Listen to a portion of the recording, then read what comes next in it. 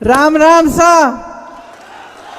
मेहंदीपुर बालाजी महाराज की, देवनारायण भगवान जी की, मीन भगवान जी की, रामदेव भगवान जी की। ये पंडित नवल किशोर जी की धरती है, सचिन पायलट जी के पिताजी की धरती है, जिन्होंने आजीवन आपकी सेवा की। आज यहाँ पहली बार आने का मौका मिला है, चुनाव का समय है।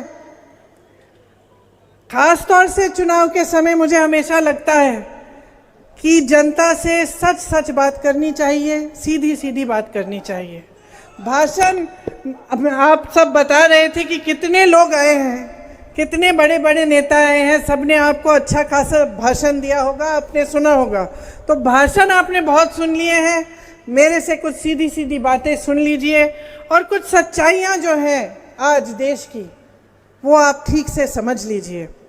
इनको समझने से आप ही का फायदा होगा, क्योंकि ये देश आपके जागरूकता के बल पे बना। जो हमारा स्वतंत्रता संग्राम था वो कैसे बना, कैसे हुआ? हमारे जो नेता थे उन्होंने जनता को साथ कैसे लिया? क्योंकि जनता जागरूक बनी, जनता समझ पाई कि एक साम्राज्य है, कि हमारे साथ ठीक बर्ताव नहीं हो रहा है, हमें बदलाव लाना है। जागरूक होने से ही एक आंदोलन बना। और सिर्फ महात्मा गांधी जी, जवाहरलाल नेहरू जी जैसे बड़े बड़े नेता नहीं थे इस आंदोलन में, आपके पूर्वज थे इस आंदोलन में, किसान थे, उस समय के जो नौजवान थे, सब आंदोलन के हिस्से इसलिए बने क्योंकि उनको ये समझ में आई बात, ये जागरूकता उनमें आई कि हमारे साथ गलत हो रहा है। इसलिए जब मैं कहती हूँ कि आपसे मुझे सच्ची बात करनी है, मैं चाहती हूँ कि आप भी जागरूक बने और ध्यान से मेरी बातों को सुने। मोदी जी यहाँ आए, भाषण सुना आपने उनका? नहीं सुना? भाषण सुनना चाहिए सबका, तभी तो पता चलता है कि असली कौन है, नकली कौन है ना? मैं तो सुनती हूँ, मैंने सुना उनका भाषण, मैंने उनका भाषण सुना और सच्चाई ये है कि मुझे उनकी बातें अब हल्की लगने लग गई हैं। हो सकता है शुरू में उनकी इच्छा थी कि कुछ करेंगे, लेकिन 10 साल बाद, इतने सारे झूठे वादों के बाद, इतनी सारी बड़ी बड़ी बातें करने के बाद फिर भी आज रोजगार नहीं है देश में, आज महंगाई इतनी बढ़ रही है, पूरा नहीं कर पाए। इसलिए मुझे लगता है कि उनकी बातें अब हल्की पड़ रही हैं। आपने सुना होगा, एक वीडियो देखा होगा कि इनके कई सांसद और इनके कई पार्टी के सदस्य ये कहने लगे हैं अलग अलग प्रदेशों में कि जब हमारी सरकार आएगी हम संविधान को बदलेंगे।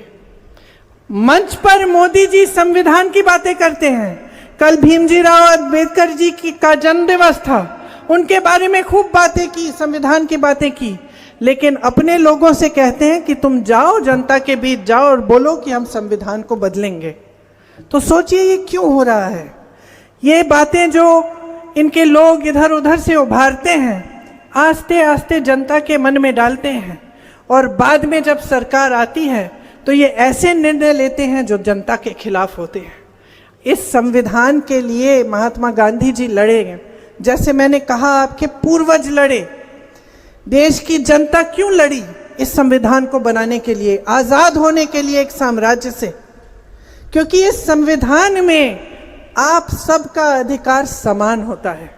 मतलब आप प्रधानमंत्री हो या आप किसान हो या आप गरीब हो या आपका कोई कारोबार हो, सबका अधिकार समान होता है एक लोकतंत्र में।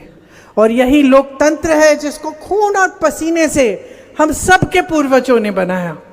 तो संविधान बदलने की बात कैसे उठती है? संविधान बदलने की बात यूं उठ रही है कि आपके अधिकार छीनना चाहते हैं, और ये इस तरह से करना चाहते हैं कि आपको पता भी ना चले कि हो रहा है। और इसलिए आपको जागरूक बनना आपके लिए बहुत ही महत्वपूर्ण है। 16,000 करोड़ रुपए की छूट का कर्ज माफ किया है बड़े बड़े उद्योगपतियों का, और यहाँ किसान 10,000 रुपए के लिए आत्महत्या कर रहा है। अपनी बेटी की शादी करनी पड़ती है, कर्ज लेना पड़ता है, कर्ज लौटा नहीं पाते हैं, उनका कर्ज कोई माफ नहीं कर रहा है। जब आपदा आती है, ओले बरसते हैं, खेत खराब हो जाता है, मुआवजा नहीं मिलता, कर्ज लेना पड़ता है, कर्ज माफ नहीं होता। ये परिस्थितियां हैं आपकी, ये है आपका संघर्ष, ये एक सामूहिक तपस्या है आपकी, ये आपका संघर्ष है जिसने इस देश को बनाया है। और आज उस संघर्ष को कोई पहचान नहीं रहा है, सरकार में कोई सुनवाई नहीं है। किसानों ने आंदोलन किया, इन्होंने काले कानून निकाले, किसानों ने आंदोलन किया, दिल्ली के बाहर जाके बैठे, महीनों के लिए किसान बैठे, सर्दी में बैठे, इनकी बिजली काटी, पानी काटा, लेकिन प्रधानमंत्री जी निकले नहीं अपने घर से बात करने के लिए।